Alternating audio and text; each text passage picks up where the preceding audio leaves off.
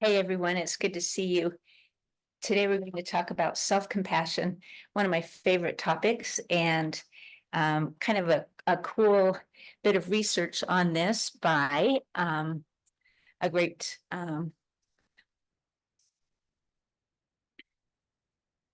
author named Kristin Neff.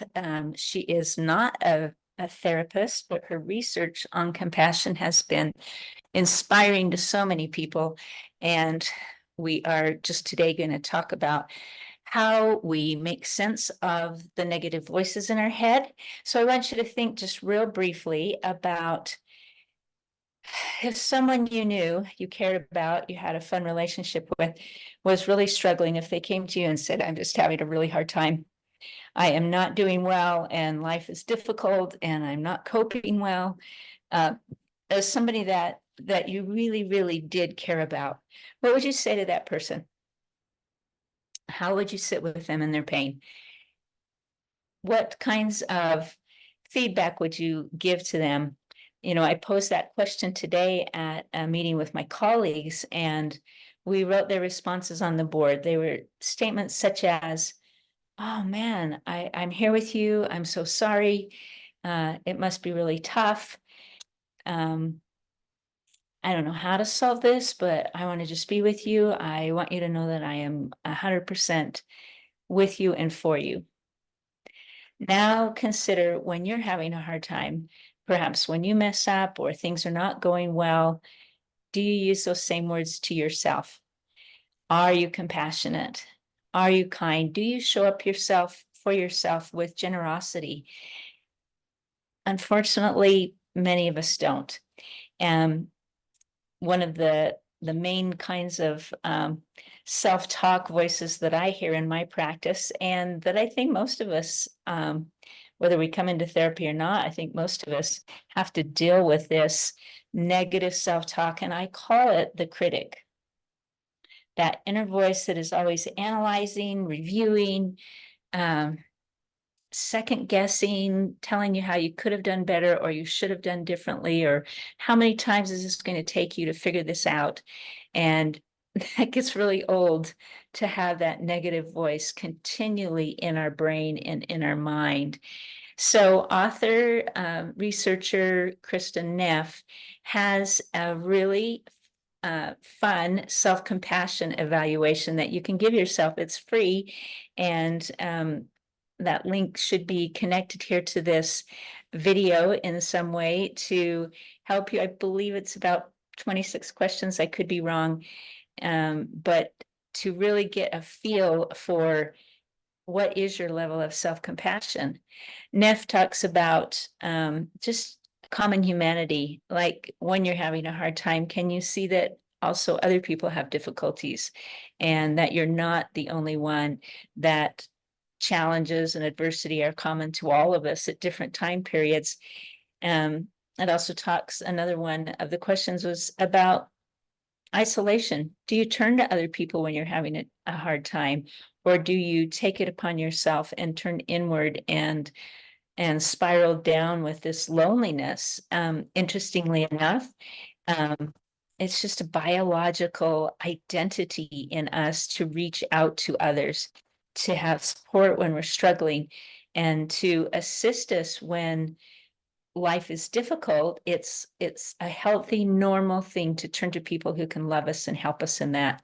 However, if you grew up in maybe a home or environment where maybe you were punished for having a hard time, if you cried or when you got hurt or when you were distressed or scared, if that was not acceptable, some people learn to shut that down and really to shut off emotions, and that it's really difficult to reach out to others when they're having a hard time. And so just depending on your, what life is like for you in your environments growing up, but even if you did grow up in an environment like that, one individual said she grew up with a mother who was very critical of all the family, but also of herself.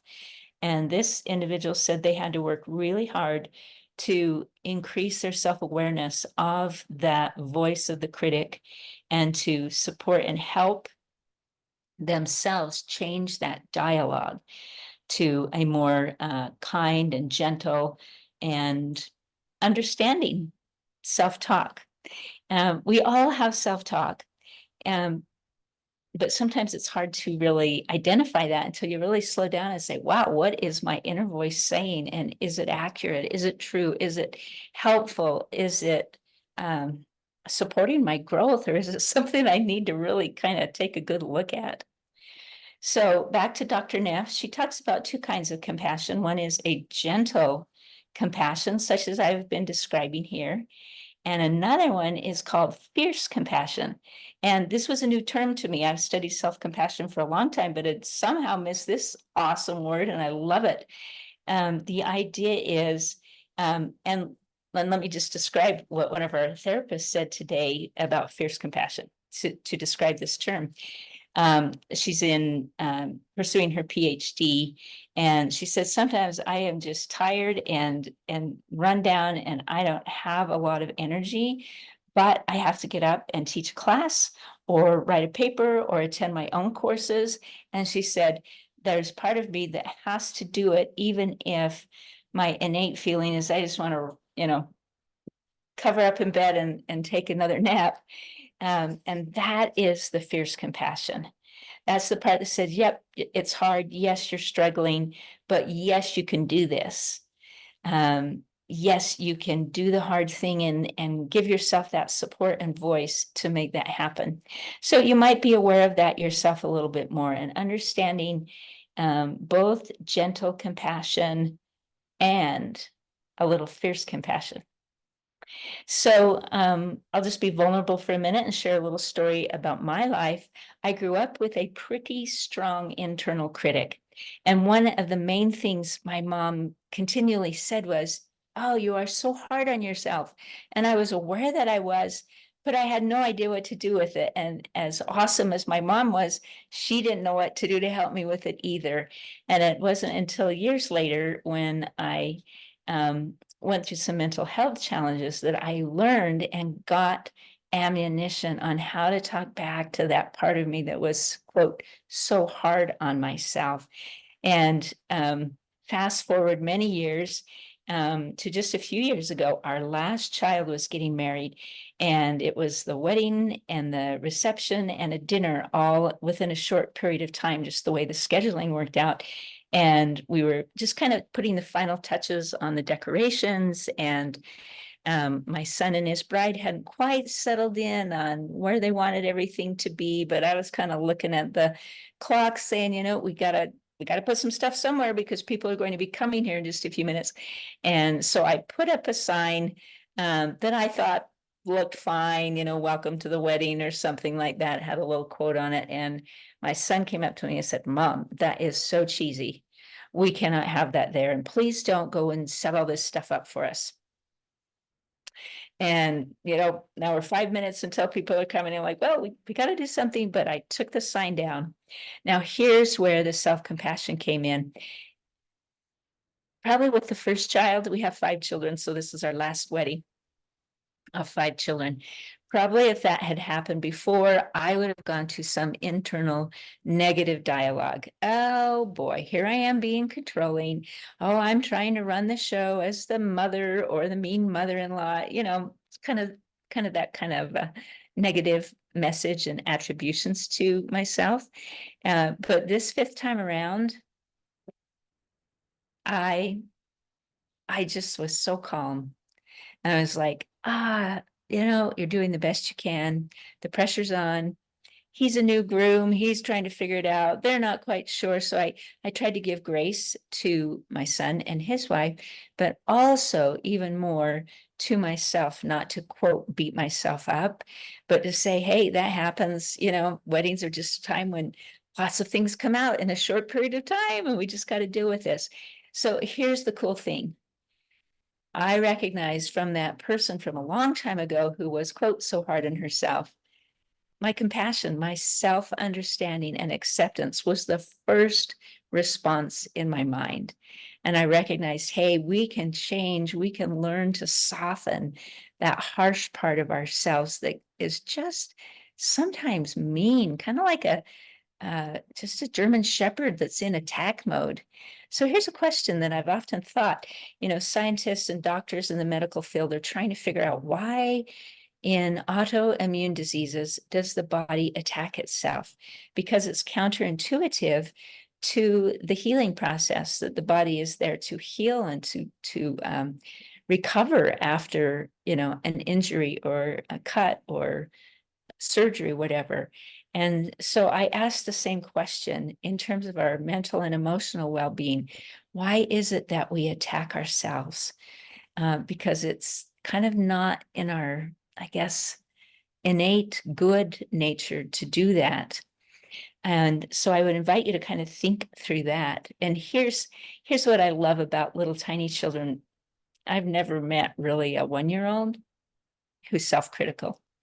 They're pretty accepting and life is good and they're just exploring and figuring things out. They don't have that self-evaluative perspective yet in the developing brain. And so somewhere between that innocent, beautiful, life is awesome, I'm just here to explore and learn and grow, we learn that analysis and observing our behavior and trying to correct it and try to change it. And a lot of that does come from the voices of the adults or caregivers, parents, siblings in our lives. But as I indicated earlier, you can kind of override that negative initial programming by being aware and learning how to be kind and gentle to yourself. And it's not the same as just letting yourself off the hook. It's taking accountability for when you messed up, and I apologized to my son that day. I'm like, oh, sorry, I'll just remove the sign. Yeah, you're right. And so we take responsibility for the mistakes or mishaps that happen in our relationships, but we also don't need to go to this negative, dark place. The final thought I would like to share is about Dr. Neff's focus on mindfulness. And it is one of my number one interventions that I use in my own practice here at Cache Valley Counseling to really breathe, to calm, to relax, to center, to be present. And if that is not in your nature, there are a lot of great apps out there that you can use. I would encourage you to explore a little bit and try some mindfulness. And especially if you're finding yourself really amped up when you make a mistake and that voice of criticism is so harsh on you. Kristin Neff has some on her website, which you will receive in that link, and you can explore on that site. She has some fun little practices you can do. A couple of apps that I really like, my very favorite is called Insight Timer. So INSIGHT Timer, as in a watch. All of the meditations and visualizations and breathing exercises are free. There's a lot of fun British accents, which I think it just makes it charming and even more fun. And there are like just white sounds noises to help calm. There are some to help with sleep if you struggle with insomnia. And another great app is called it's called Breathe or Balance. It's been a while since I've used it. Another one is called Calm. And so explore and begin to use your breath to kind of calm you and relax you when you're stressed. So to summarize, we all have inner self-talk. What we do with it is what matters. Some of it has come from years of habit or messages from your past, beliefs that you have adopted about yourself, but we do have the capacity to override initial programming and give it new software. And it can begin with this concept of self-compassion.